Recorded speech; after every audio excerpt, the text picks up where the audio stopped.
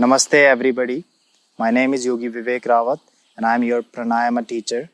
We are going to learn the Pranayama techniques, the different breathing techniques in Pranayama sessions. I hope you enjoy it. I hope you learn new things. Namaste. Namaste everybody. Welcome back to the Pranayama sessions. Let's just start with this session with the chanting of Om 3 times all together. So sit comfortably on your mat or on a chair. Be comfortable. Keep your spine nicely tall. Close your eyes very gently. Prepare your energy, your mind for the practice.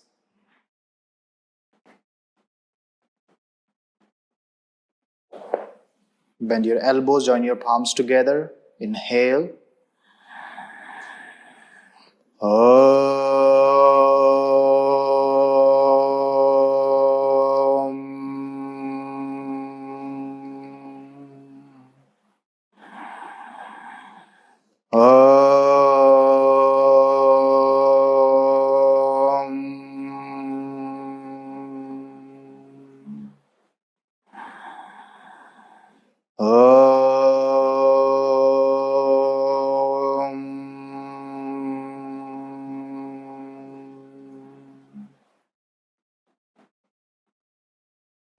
Rub the palms. Take your palms to your eyes. Release your both arms very gently down. Open your both eyes. Now today's session is about Kapal Bhati Kriya.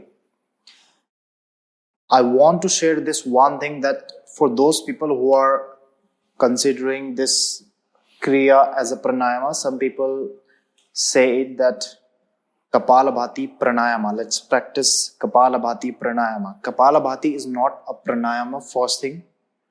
Kapal Bhati is a part of Shat Karma, the 6 purification techniques, 6 cleansing techniques. And now Kapal Bhati, since it has to do with the breath, because it is a kind of, it is included in the Pranayama sessions. So some people say it Pranayama. So the reality is this is the Shat Karma technique, one of the Shat Karma technique. Now, the term means skull shining. So this Kapal Bhati, when we practice it, we feel a kind of, a very effective kind of vibe around our head. So it is like increment of blood pressure in our body. So we regulate the prana also inside our body. So the benefits of Kapal Bhati. So it is the forcefully exhalation technique.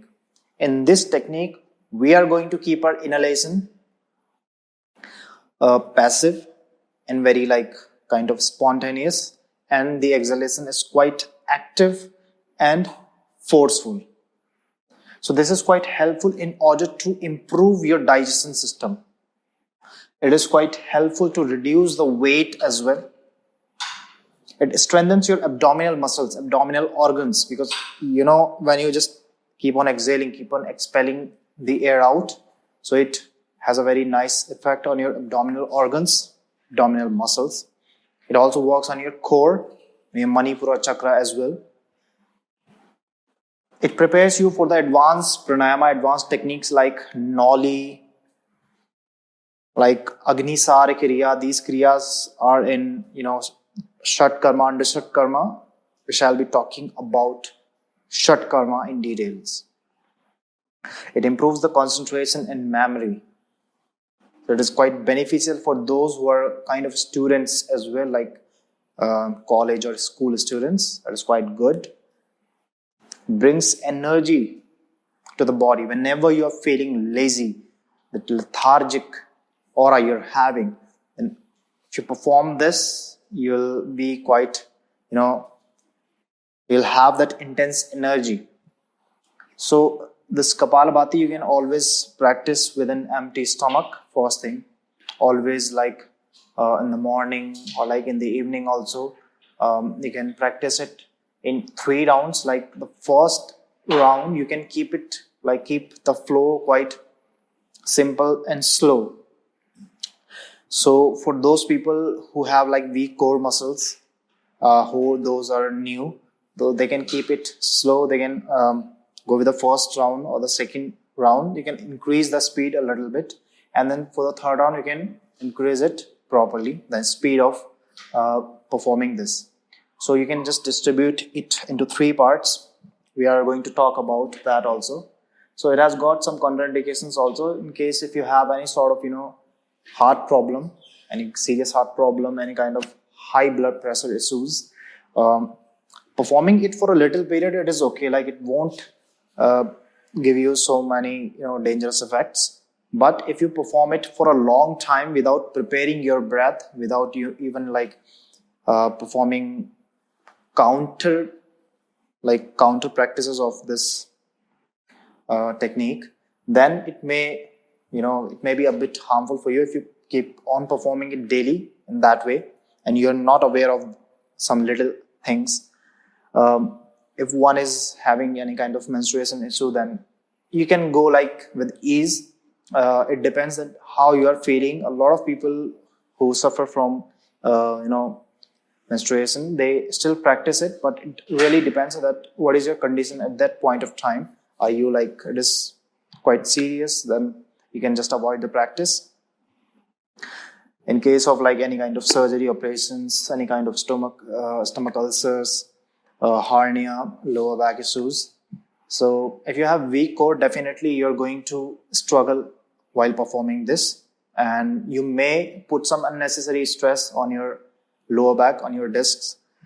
So these kind of problems, if you're having, and you understand your body properly, so just listen to your body and then try to proceed towards the next stage, towards the practice.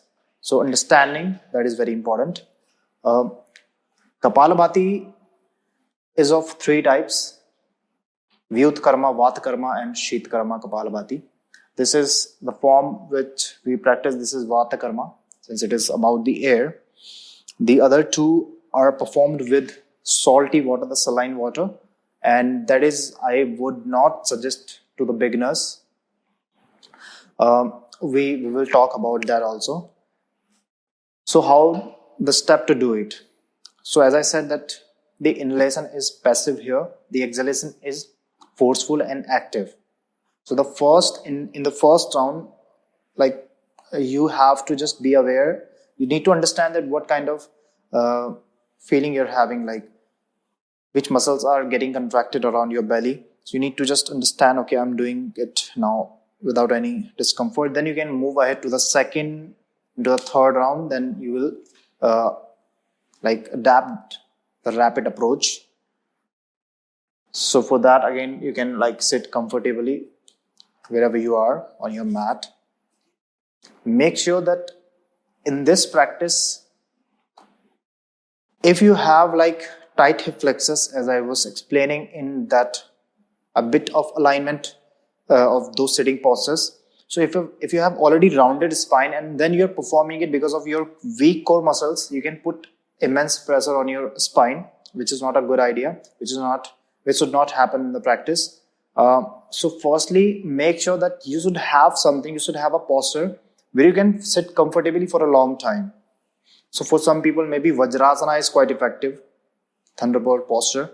For some people, that half lotus or lotus pose. So any posture which is not going to let your spine to get rounded, to keep it straight, and then you can just practice this. Then how to do it? Firstly, you'll be relaxed, and you can just practice some Ujjayi breath, natural breathing first. Then yogic breathing, you can perform it. Make sure that your breathing is flowing. You're having a nice control over your breathing. So make sure that you're utilizing your lungs, your diaphragm properly. The deep breathing should be there. Then just move towards to Kapal Bhati. So in the first way, you can deep inhale And when you exhale, try to do that forcefully, right? If like you're keeping your mouth closed and you're just keeping your nostrils open, if throwing the air out with the nostril is like too much uncomfortable for you, then you can keep your mouth slightly open, like not too much open, so that you're also, when you're throwing that air out, you're throwing it from the mouth also. So it will like, you'll feel the lack of intensity, and then it will be a bit ease for you. But then again, your goal should be just keeping your mouth closed and doing it with your nostrils. So firstly, with a slow round, so you're inhaling deeply. So in that way, you have to squeeze your belly in towards your spinal column very forcefully, right? So again, inhaling like this. So this time you're keeping your palms on your knees. So you're kind of getting a support here, and you're slightly, very slightly, you're leaning forward so that you're providing a kind of relaxation to your front body muscles, and then you should have a nice control over those muscles so that you can utilize them effectively. Then doing it like this, slow rounds. So inhaling.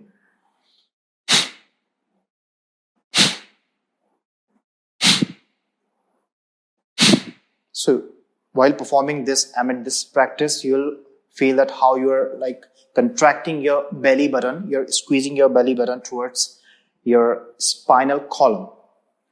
And when you're inhaling first round, maybe it is a kind of active, like while inhalation, you'll have active approach, but while proceeding to the next round, to the second and third round, your inhalation would be passive.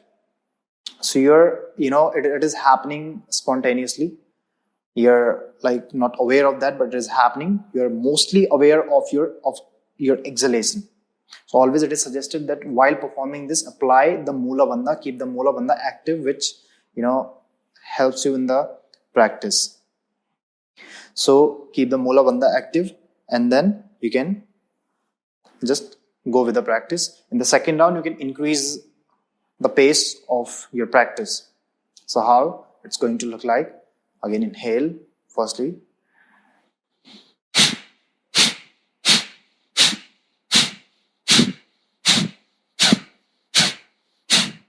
So in that way, you can just perform it. The common mistakes which beginners or like some people they commit, they like contract their face muscles very like in a bad way. So it should not happen that way.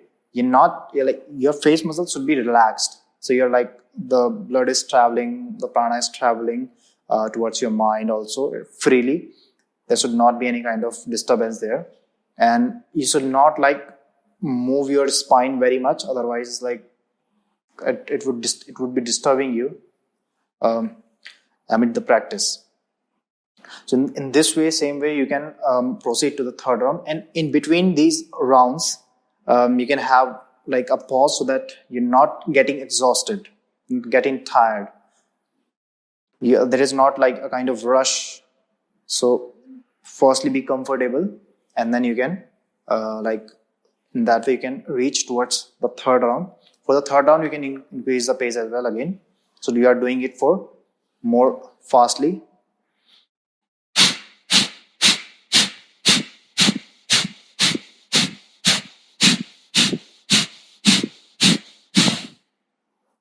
So in this way you can perform it. After the end of the practice, what you can do here, you can hold the breath inside, because you will keep on exhaling. So you can just hold the breath inside your lungs for like 3 to 5 breaths, and then you can release the air. But make sure between these practices you are having a nice gap, and then you are performing it. After this, you will perform always like alternate nostril breathing, something which always will keep you cool down. So there is a like counterbalance between after this there should be a balance. So because after this you will be like your energy will be intensive, high, the heat will be dominated in your body. So you need to bring a counterbalance after that also. So Nari Sodhana or Shitali Sitkari Pranayama, these pranayama techniques are helpful and we will discuss about that too. Like Nadi Sodhana, we have already discussed. Shitali Sitkari, we are going to discuss. So after this, you can perform that. So that's about it. Also, one thing, when you have performed Jalaniti, this nasal cleansing technique, after that, like you're resting like for 5 to 7 minutes in child pose, so that the water, you can allow the water to come out. And just after that also, just you can do some Kapal Bhati just after Jalaniti, so that you're allowing the remaining water which is inside to come out, so that you will not catch any sort of allergy, any sort of nasal flu. So this is about it.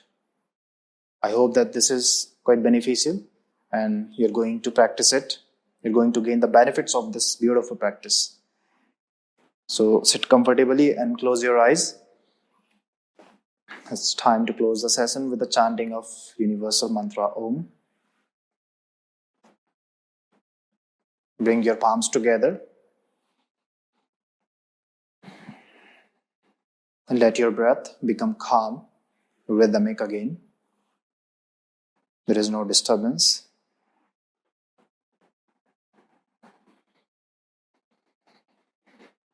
Again, inhale.